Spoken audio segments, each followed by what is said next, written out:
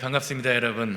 오늘도 예배 자리에 나오신 여러분들의 삶과 가정에, 그리고 사업장에 하나님의 놀라운 은혜와 은총, 그 사랑의 능력이 날마다 풍성하게 되기를 주님의 이름으로 소망합니다.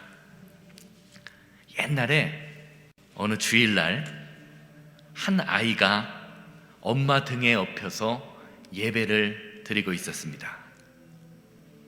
예배가 다 끝날 무렵 늙은 원로 목사님께서 예배를 마치기 위해서 축도를 하러 강단에 올라가셨습니다. 그 원로 목사님은요, 그 엄마 등에 엎여 있던 아이의 할아버지였습니다. 할아버지의 목소리가 들리자 그 아이는 엄마 등에 엎여서 할아버지를 바라봤어요. 할아버지가 두 손을 번쩍 들어 올려서 축도하시는 모습을 보았습니다. 그리고 그 아이는요, 이렇게 생각했습니다. 와, 우리 할아버지 멋있다. 나도 할아버지가 하는 저거 해야겠다. 그런 생각을 했다고 합니다. 아이는요, 할아버지가 강단에서 하시는 행동이 무엇인지도 모르고 엄마 등에 엎여서 그냥 무작정 멋있다는 생각을 한 것입니다. 그리고 그 아이는요, 자라면서 엄마 등에 엎여서 했던 그 생각을, 나도 저거 해야지 라고 했던 생각을 한 번도 바꾸지 않았습니다. 그 아이가 과연 어떻게 되었을까요? 40여 년이 지난 지금 엄마 등에 엎여서 할아버지가 축도하시는 모습을 바라보았던 그 아이는요, 할아버지처럼 매주 강단에 서서 설교도 하고 축도도 하고 있습니다. 그리고 그 아이가 설교하고 있는 장소, 축도하고 있는 장소는요, 콜로라도 스프링스에 있는 새생명교회입니다. 그 아이가 누군지 아시겠죠? 바로 접니다. 돌이켜보면 제가 어머니 등에 엎여서 할아버지 축도하시는 모습을 보면서 나 저거 해야지, 저거 참 멋있겠다라고 했던 그 생각이요, 아직도 생생하게 기억이 납니다. 엄마 등에 엎여 있었으니까 아마 제 나이가 많이 먹었어야 2살이나 3살 정도 되지 않았을까라는 생각을 합니다.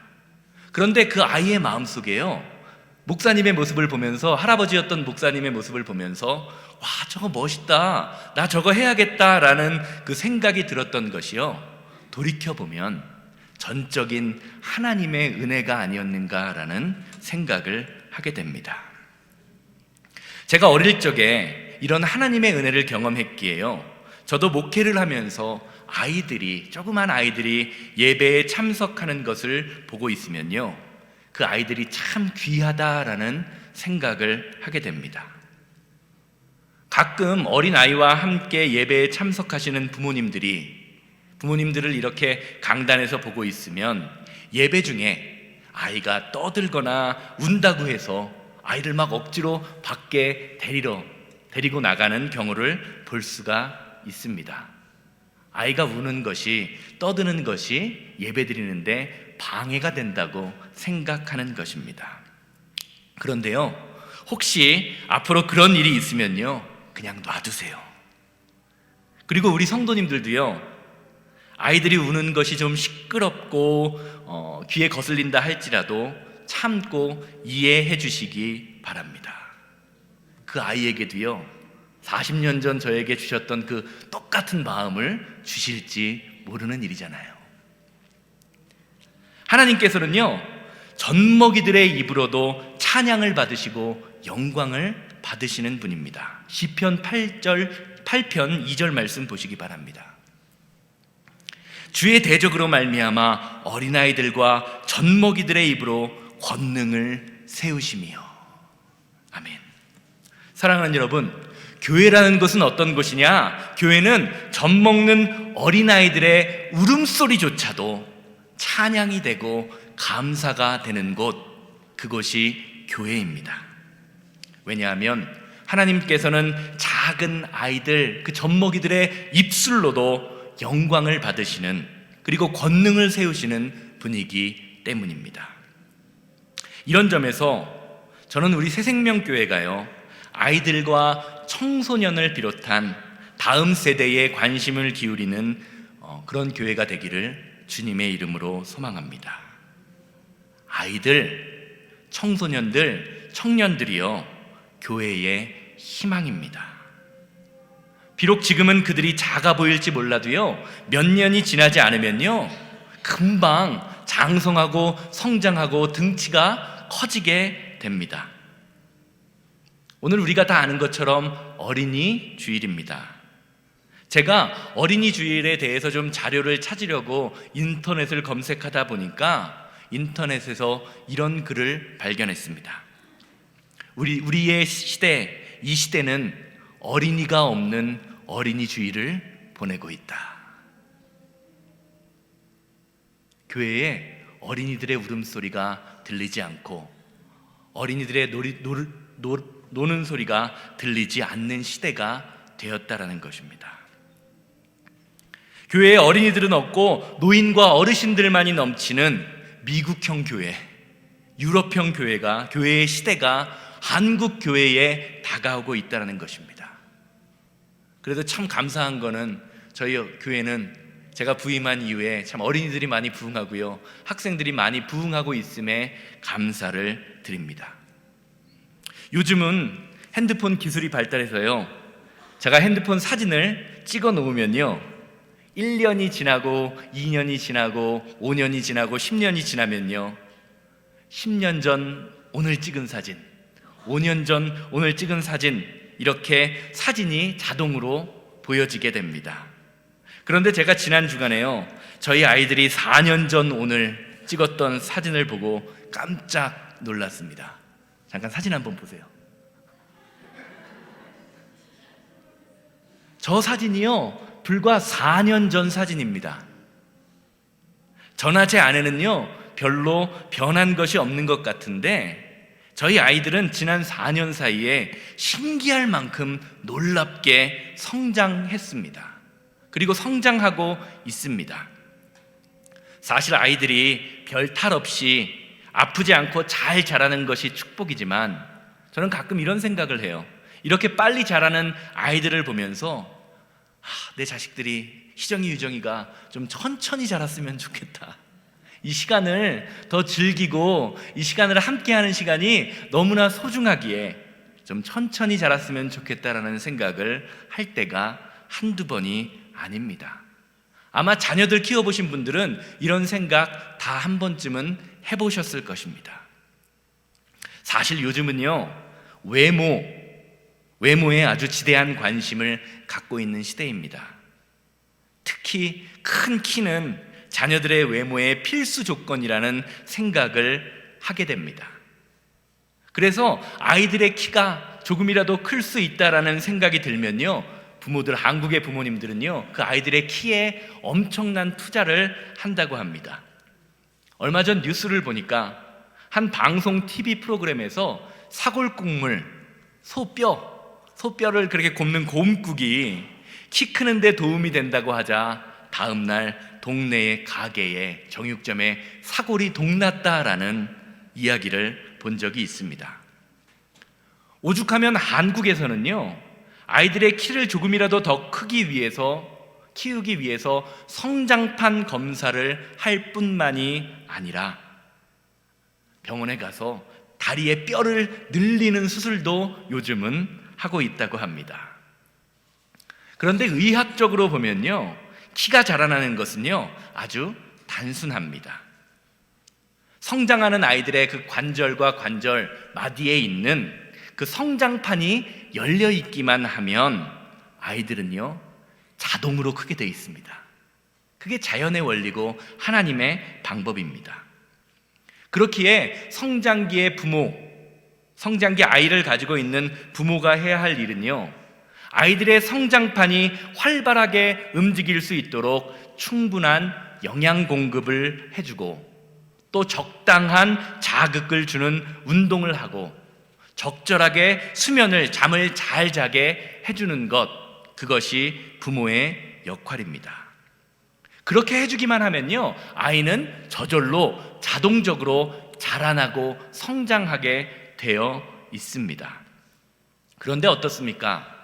일단 성장판이 완전히 닫혀버리고 나면 아무리 좋은 영양을 공급하고 아무리 잠을 많이 재우고 아무리 운동을 열심히 해도 어떻습니까? 그 아이는요, 자라지 않습니다. 그때부터는 위로 자라는 것이 아니라 어떻게 자라죠? 옆으로 자랍니다. 옆으로 자라요. 사랑하는 여러분, 아이들이 성장한다라는 것, 자랄 수 있다라는 것은요, 아이들만이 가지고 있는 특권입니다. 우리는 부모로서 아이들이 그것을 온전히 누릴 수 있도록 해주어야 합니다. 그런데 저와 여러분들이 성도로서 아이의 성장을 바라보면서 반드시 기억해야 할 것이 한 가지 있습니다. 그것은 아이들의 성장의 중심에, 그 성장의 가운데에 하나님이 계시다라는 것입니다. 이런 점에서 우리는요, 아이들의 신체적인 성장 혹은 외모에만 관심을 갖게 하지 말고 신앙적인 성장과 인격적인 성장 또한 관심을 기울여야 합니다. 키가 자라는 것, 얼굴이 예뻐지는 것도 아름다운 일이지만 마음이 자라고 믿음이 자라나는 것, 하나님 안에서 성장하는 것이 더 아름답고 소중한 일이기 때문입니다. 사랑하는 여러분, 위대한 인물은요, 키가 자라고 덩치가 커진다고 해서 되는 것이 아닙니다. 마음이 자라나고 믿음이 자라날 때 위대한 인물로 성장할 수 있습니다. 오늘 본문 말씀이 저와 여러분들에게 그것을 보여줍니다. 사무엘상 3장 19절 말씀 다시 한번 보시겠습니다. 사무엘이 자라매 여호와께서 그와 함께 계셔서 그의 말이 하나도 땅에 떨어지지 않게 하시니. 오늘 우리가 함께 읽은 본문 말씀은요, 이스라엘의 마지막 사사이며 선지자인 사무엘 선지자의 성장 과정에 대하여 보여줍니다.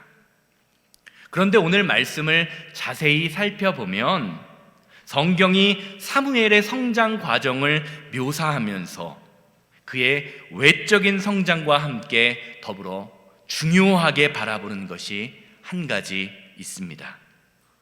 그것은 바로 세상을 창조하시고 주관하시며 우리와 함께 하시는 여호와 하나님께서 그 어린 사무엘의 인생에 함께 하신다라는 것을 보여주고 있습니다.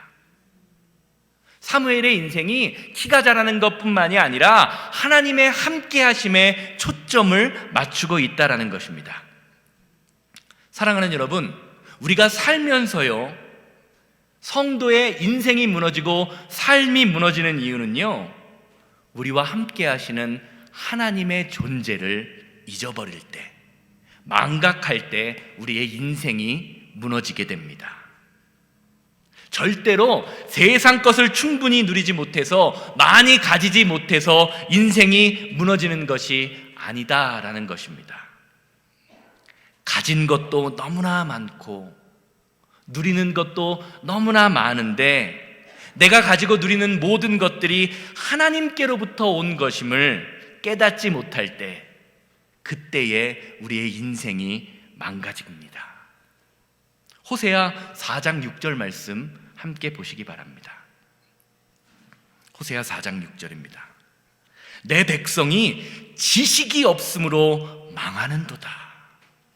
내가 지식을 버렸으니 나도 너를 버려 내 제사장이 되지 못하게 할 것이요, 내가 내 하나님의 율법을 잊었으니 나도 내 자녀들을 잊어버리리라. 하나님께서 이스라엘 백성들을 선택하셔서 그들을 하나님의 백성으로 삼으셨습니다.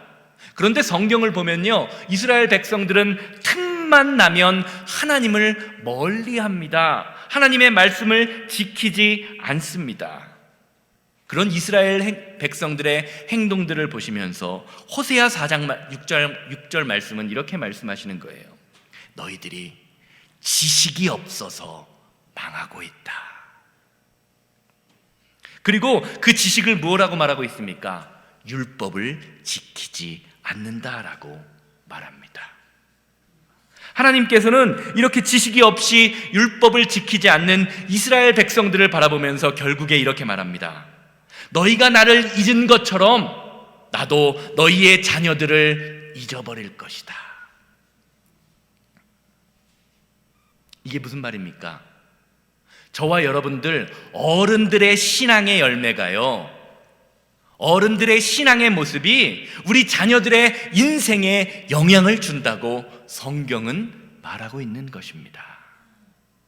사랑하는 여러분, 자녀의 인생은요, 부모의 책임입니다. 그러기에 우리는 우리 자녀들에게 하나님이 함께 하시는 인생, 지식을 지키며 하나님의 말씀을 지키는 인생이 무엇인지를 분명히 가르쳐 주어야 합니다. 왜냐하면 우리 자녀들이 자신의 인생 가운데 하나님이 함께 하심을 깨달을 때 우리 아이들의 인생이 변하기 때문입니다. 우리 아이들이요, 하나님의 함께 하심을 깨달을 때 우리 아이들의 마음속에 하나님을 향한 비전을 품게 됩니다. 왜냐하면 하나님께서는 우리에게 꿈을 주시고 그 꿈을 이루어 가시는 분이기 때문입니다. 제 친구 중에 하나가요, 신학교 다닐 때 성적은 안 되고 서울에 있는 대학은 가야겠고 해서 감리교 신학교에 온 친구가 있습니다. 그렇게 신학교에 오기 싫으니까 얼마나 공부를 안 했을까요? 그 친구가 1학년, 2학년을 다녔는데 그 2년 동안의 그 학교 성적 GPA가 선동열 선수 야구 방어율이었습니다. 4.0인가 4.5 만점에 1점대를 그냥 겨우 다닐 만한 수준이 되었습니다. 그리고는 군대를 갔어요. 그리고 학교에 복학하기가 싫어서 미국에 유학을 왔습니다. 그런데 그 친구가 미국 유학하는 가운데 하나님을 만났습니다. 머리로만 알던 하나님을 마음으로 완전히 믿게 되고 예수님의 그 십자가의 공로를 고백하게 된 것입니다. 그리고는 한국에서 1점대를 맞던 그 친구가 미국에서는 스트레이트 A를 맞고 졸업을 했습니다. 그리고 나중에 한국에 들어와서 그 친구가 저에게 하는 말이 있더라고요. 내가 좀 더 어렸을 때 하나님을 향한 비전을 가졌더라면, 하나님을 향한 믿음을 가졌더라면 더 공부를 하고 싶은 마음이 생겼을 텐데, 내가 신학교에 다닐 때 20살의 나이에는 하나님을 알지 못해서 공부하고 싶은 마음이 생기지 않았다라고 이야기해요. 그런데 미국에서 하나님을 만나고 나니까 자신에게 하고 싶은 일이 생기고 내가 해야 할 일이 생겨서 스스로 공부를 하게 되었다라고 고백하는 친구를 본 적이 있습니다. 왜 그렇습니까? 하나님이 그 친구에게 꿈을 주시고 비전을 주셨기 때문입니다. 사랑하는 여러분, 교회는요, 다음 세대인 자녀들이 하나님이 잊혀지는 세대가 되지 않도록 말씀을 가르치는 것, 그것이 교회의 사명입니다. 그리고 그 말씀이 단순히 머리에만 있는 지식으로 끝나는 것이 아니라 마음에 새겨져 믿음으로 이 세상을 살아가는 법, 그것을 가르쳐주고 보여주어야 합니다. 예수님 말씀처럼 하나님을 사랑하고 이웃을 사랑하는 삶이 어릴 때부터 삶에서, 그리고 가정에서, 교회에서 훈련되어야 한다라는 것입니다. 왜냐하면 믿음이 자라난다는 것은 우리의 삶 속에서 사랑이 풍성해지는 것이기 때문입니다. 데살로니가후서 1장 3절 말씀 보시기 바랍니다. 형제들아, 우리가 너희를 위하여 항상 하나님께 감사할지니 이것이 당연함은 너희의 믿음이 더욱 자라고 너희가 다 각기 서로 사랑함이 풍성함이니. 믿음이 자라나는 것은 사랑이 풍성해진다라는 것으로 열매 맺는다고 성경은 증거합니다. 이런 점에서 교회라는 곳은요, 사랑을 배우는 곳입니다. 이런 점에서 믿음이 자라난다는 것은 저와 여러분들의 삶, 그리고 우리 아이들의 삶 속에서 사랑이 자라나고 사랑이 풍성해지는 것입니다. 지식이 풍성해지는 것이 아닙니다. 그러므로 지금 우리가 드리는 이 예배와 만남과 교제 가운데에 하나님의 사랑의 풍성함, 그 풍성함이 우리 모임을 통하여 드러나야 하는 것입니다. 예수님이 성장하는 모습을 한번 보시기 바랍니다. 누가복음 2장 52절은요, 예수님의 성장하는 모습을 우리에게 보여줍니다. 예수는 지혜와 키가 자라며 하나님과 사람에게 더욱 사랑스러워 가시더라. 성경이 말하는 예수님이 지혜와 키가 자라며 하나님과 사람에게 더욱 사랑스러워지셨다라는 이 말은요, 예수님이 성장하시는 그 과정에서 하나님의 함께하심이 예수님의 모습을 통해서 드러났다라는 말입니다. 오늘 읽은 사무엘의 성장 과정과 말은 다르지만 뜻이 같은 것입니다. 이런 모습, 키와 지혜가 자라나며 하나님과 사람에게 사랑스러워가는 이 모습이요, 저와 여러분들의 인생, 그리고 우리 아이들의 모습 속에서 드러나야 합니다. 왜냐하면 하나님이 함께 하시는 인생이 가장 행복한 인생이요, 하나님이 함께 하시는 인생이 가장 성공한 인생이기 때문입니다. 믿으십니까? 하나님을 믿는다, 하나님을 섬긴다, 교회에 다닌다고 하는 것은요, 그저 그냥 관념적으로 뜬구름을 잡는 그런 헛소리와 같은 것이 아닙니다. 내가 믿는 것, 내가 고백하는 것을 삶으로 살아내는 것, 그것이 신앙생활, 하나님을 믿는 생활입니다. 오늘 말씀 이어서 보시기를 바랍니다. 성경은요, 하나님, 사무엘이 자라날 때에 여호와 하나님께서 그와 함께 하신다라고 증거합니다. 그리고 하나님이 함께 하시는 증거가 어떻게 나타나고 있다고 말합니까? 성경은 이렇게 이야기하죠. 사무엘이 자라매 여호와께서 그와 함께 계셔서 결과가 나타납니다. 이제 그의 말이 하나도 땅에 떨어지지 않았다라고 증거하고 있습니다. 제가 저희 아이들을 키우면서 아이들의 관계에서 반드시 지키고자 하는 원칙이 한 가지 있습니다. 그것은 제가 아이들에게 약속한 것은 반드시 지키고자 노력하는 겁니다. 딸한테는 아빠가 제일 만만한 존재죠. 그래서 저희 둘째 유정이는요, 자기가 뭐 갖고 싶은 게 있고 사고 싶은 게 있으면 지 엄마 몰래 저에게 조용히 찾아옵니다. 그리고는 이렇게 말합니다. 아빠, 나 필요한 게 있어. 7살 먹은 애가 그렇게 얘기해요. 아빠, 나 필요한 게 있어 라고 이야기하면요, 10중 8구는 뭐 사달라는 거예요. 뭐 먹고 싶다라든가 사달라는 겁니다. 그래서 제가 슬쩍 모르는 척 하면서 그래, 왜 그러는데? 라고 물어보면요, 대부분 유정이는 이렇게 얘기해요. 아빠, 나 필요한 게 있는데 그게 여기 있는지는 잘 모르겠어. 아빠도 어디 있는지 잘 모를 거야. 그렇게 얘기해요. 그래서 제가 그게 뭔데? 라고 물으면요, 이미 자기가 아마존으로 검색을 다 해놓고 어떤 때는 장바구니에 넣어놓고 아빠는 어디 있는지 모를 거라고 이야기합니다. 그러면 저는요, 그 유정이가 원하는 그 물건이 당장 필요한 것 같으면 바로 사줄 때가 있고요, 당장 필요 없는 것 같으면 유정이에게 다음에 사주겠다, 네가 약속을 지키거나 뭐를 잘하면 사주겠다라고 약속을 합니다.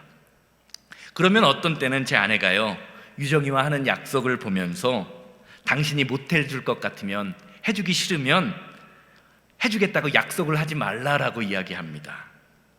왜냐하면 아빠가 약속을 해놓고 해주지 못할 때 그 느끼는 실망감이 아이에게 엄청 클 것이라는 것을 자신이 경험해 봤다라는 겁니다. 저는 거기까지 생각 못 했는데요, 제 아내가 훨씬 더 지혜롭더라고요. 사랑하는 여러분, 한번 생각해 보세요.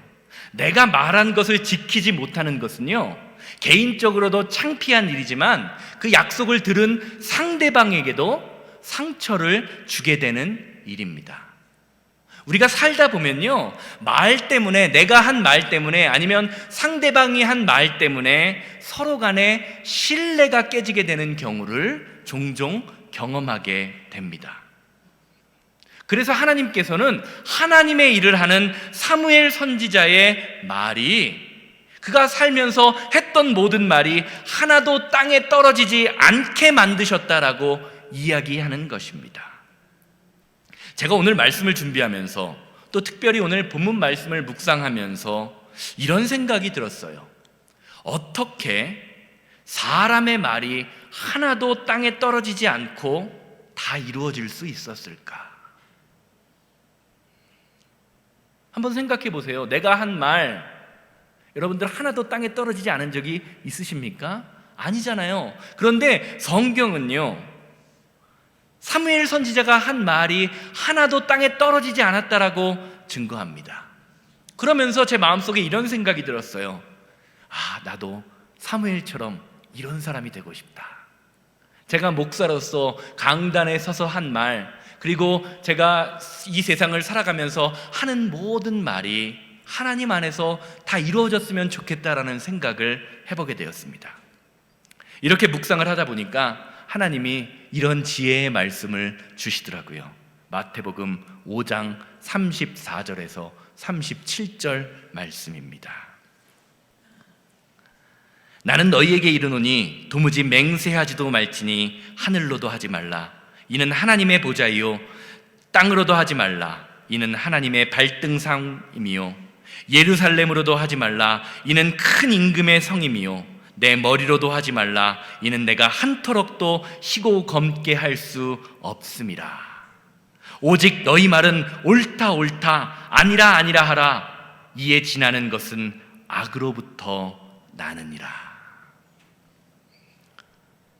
사랑하는 여러분, 성도는 어떤 사람이냐? 예수님의 말씀처럼요, 옳은 것은 옳다, 아닌 것은 아니다, 내가 모르는 것은 모른다, 할 수 없는 것은 할 수 없다라고 정직하고 솔직하게 말하려고 노력하는 사람입니다. 이렇게 살 때에 저와 여러분들의 말이요, 하나도 땅에 떨어지지 않게 되는 것입니다. 우리 삶의 현장, 삶의 자리를 한번 돌아보시기 바랍니다. 주둥이, 말 때문에 얼마나 많은 문제들이 생깁니까? 말 때문에 관계가 깨집니다.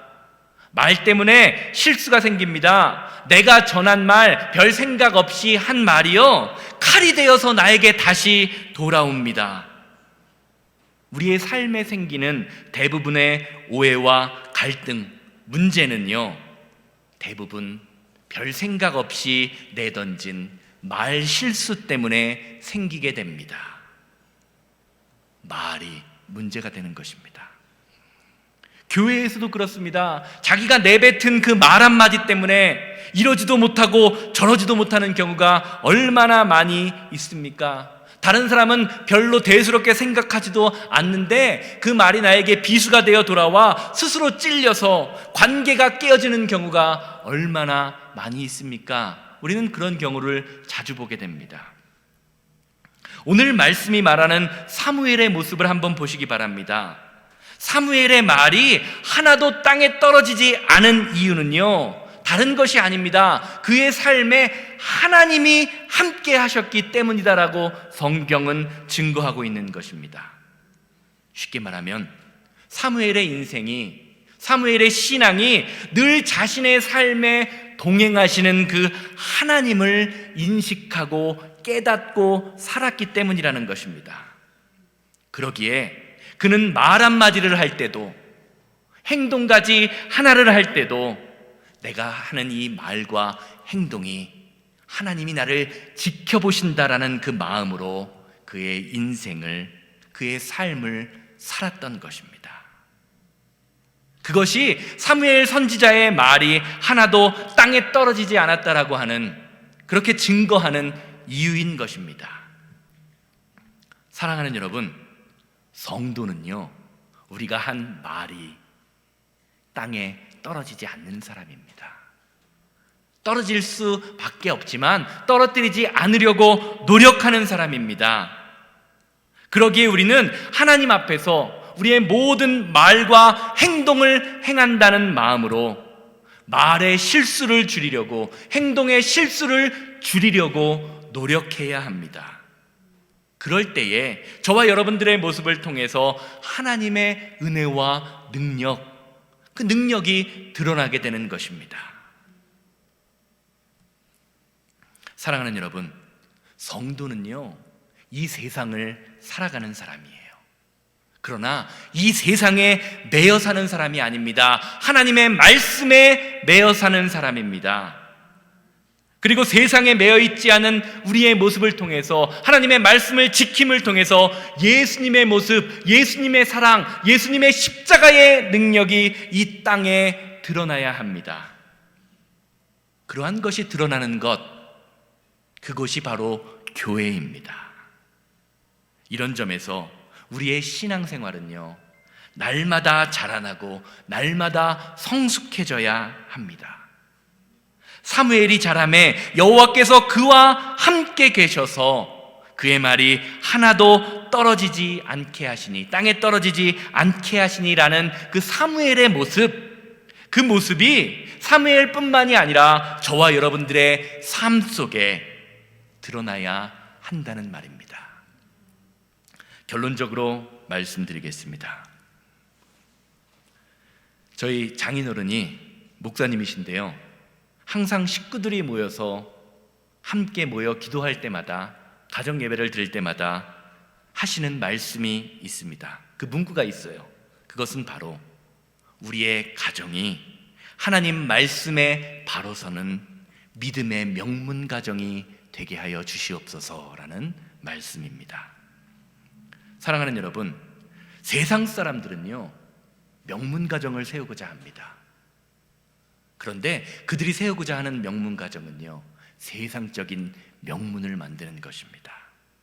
그런데 성경이 말하는 명문 가정은요, 한 가정이 말씀 안에 세워지고 믿음으로 세상의 풍파를 이겨내는 것, 그것이 진정한 축복이요 진정한 믿음의 명문 가정임을 말해주고 있습니다. 그리고 믿음의 명문 가정이 된다는 것은요, 저와 여러분들의 삶이 하루하루 주님과 함께 동행함으로 주님께 더 가까이 나아가는 삶이 되는 것입니다. 우리가 부르는 찬송가 가운데 이런 찬송가가 있죠. 찬송가 388장. 내 주를 가까이 하게 함은 십자가 짐 같은 고생이나 내 일생 소원은 늘 찬송하면서 주께 더 나아가기 원합니다. 아멘. 우리의 인생이 날마다 주님께 더 나아가는 것, 그것이 저와 여러분들의 가정이 명문 가정으로 바로 서는 길입니다. 오늘 말씀을 들으시는 모든 성도님들, 그리고 여러분들의 자녀들이 날마다 주님 앞에 바로 서며 주님께 하루 더 가까이 나아가는 믿음의 명문 가정 되시기를 주님의 이름으로 소망합니다. 여러분들의 삶 속에, 그리고 자녀들의 인생 가운데 하나님이 함께 하심을 믿으시기를 바랍니다. 그리고 하나님과 동행함으로 그 말씀을 살아내는 여러분들 되시기를 주님의 이름으로 소망합니다. 그러면 저와 여러분들의 삶 속에서 에베소서 4장 13절에서 15절 말씀의 축복이 일어나게 될 것입니다. 함께 읽으면서 말씀 마치도록 하겠습니다. 다 같이 한번 읽어보도록 하겠습니다. 우리가 다 하나님의 아들을 믿는 것과 아는 일에 하나가 되어 온전한 사람을 이루어 그리스도의 장성한 분량이 충만한 데까지 이르리니, 이는 우리가 이제부터 어린아이가 되지 아니하며 사람의 속임수와 간사한 유혹에 빠져 온갖 교훈의 풍조에 밀려 요동하지 않게 하려 함이라. 오직 사랑 안에서 참된 것을 하여 범사에 그에게까지 자랄지라. 그는 머리니 곧 그리스도시라. 아멘. 저와 여러분들, 그리고 우리 자녀들이요, 사랑 안에서 참된 것으로 자라나서 예수 그리스도의 장성한 분량까지 성장하는 믿음의 교회, 믿음의 가정이 되시기를 주님의 이름으로 소망합니다. 이것이 2022년 주일, 어린이 주일, 새생명교회와 성도님들을 향한 메시지입니다. 기도하시겠습니다.